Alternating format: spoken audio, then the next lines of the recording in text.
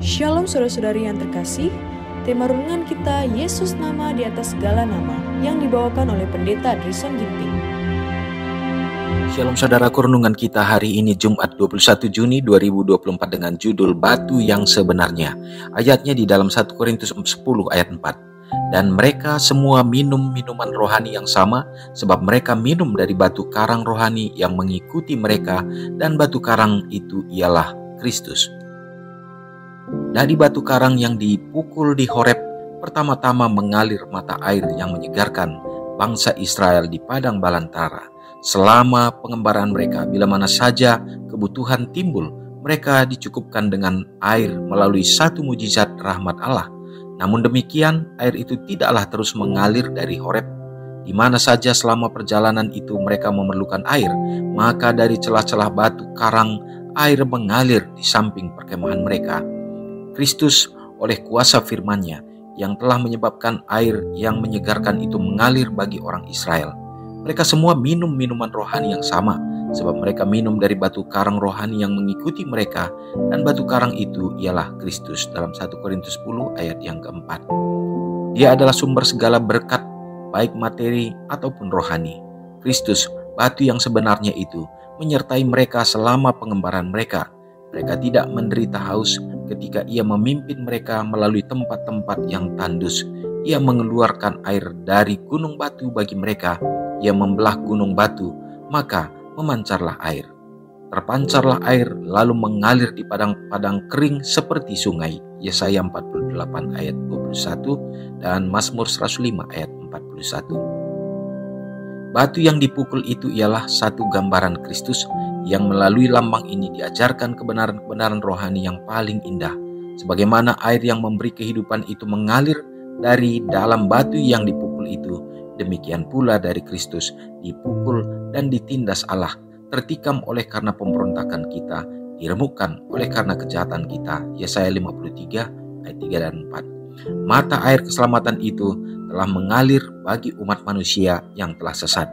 Sebagaimana batu itu telah dipukul satu kali, demikian pula Kristus satu kali saja mengorbankan dirinya untuk menanggung dosa banyak orang. Ibrani 9 ayat 28. Juru selamat kita tidak boleh dikorbankan untuk kedua kalinya.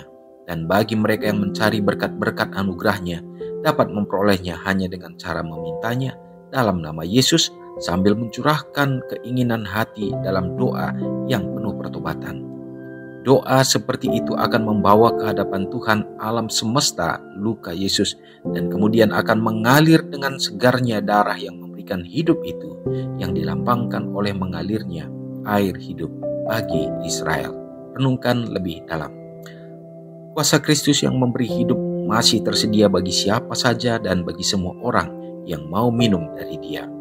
Apakah yang akan saya lewatkan hari ini jika saya gagal minum dari batu karang sejati Kristus Yesus? Umat Tuhan yang terkasih, kita memperoleh kekuatan melalui pekabaran firman yang kita dengarkan dalam renungan ini, bahwa sesungguhnya kita memiliki batu karang yang memancarkan air kehidupan bagi kita.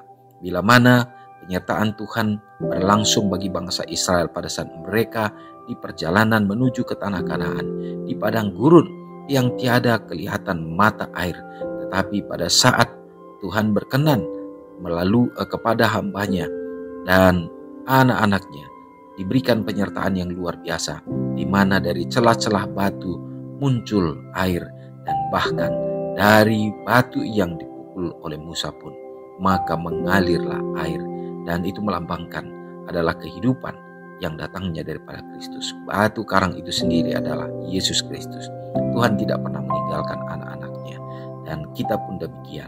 Hanya saja bahwa sesungguhnya seperti yang dikatakan, Yesus sudah cukup sekali dan terpukul di dunia ini, dan Dia mati bagi kita, maka itu menjadi cukup bagi keselamatan kita.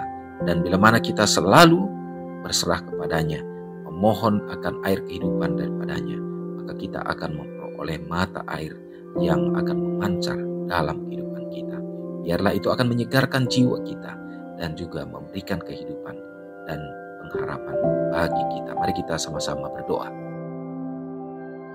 Terpujilah Engkau ya Tuhan, atas atas segala pekabaran yang kami dapatkan pada saat ini. Kami bersuka cita oleh karena ini menjadi satu kesegaran bagi iman kerohanian kami, memberikan pengharapan ya Bapa, bahwa sesungguhnya di tengah kekeringan akan dosa ini ya Bapa, yang membawa kami ke dalam kematian, tetapi Tuhan hadir. Engkaulah sebagai batu karang bagi kami ya Bapa.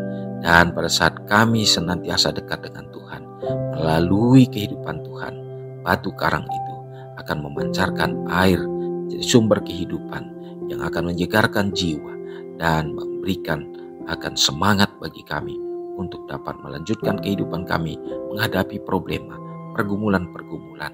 Dan biarlah ya Bapa, kami akan tetap setia untuk berjalan menuju kepada tanah kanan surgawi yang Tuhan akan persiapkan. Tuhan, terima kasih. Hari ini kami siap melakukan aktivitas kegiatan dimanapun kami berada. Kasih Tuhan menjadi bagian kami, dan biarlah kami tidak akan jauh daripadamu, tetapi tetap memandang kepadamu saja. Berkati umat Tuhan dalam semua keperluan, dalam semua kebutuhan, dalam mencari nafkah untuk kehidupan keluarga. Bukakan tingkap langit ya Bapa, curahkanlah berkat yang berkelimpahan. Umat Tuhan yang berada dalam keadaan sakit, Tuhan juga menjamah tubuh mereka. Begitu banyak penderitaan oleh karena penyakit yang terkadang ya Tuhan tidak kunjung sembuh dalam berbagai cara usaha yang dilakukan.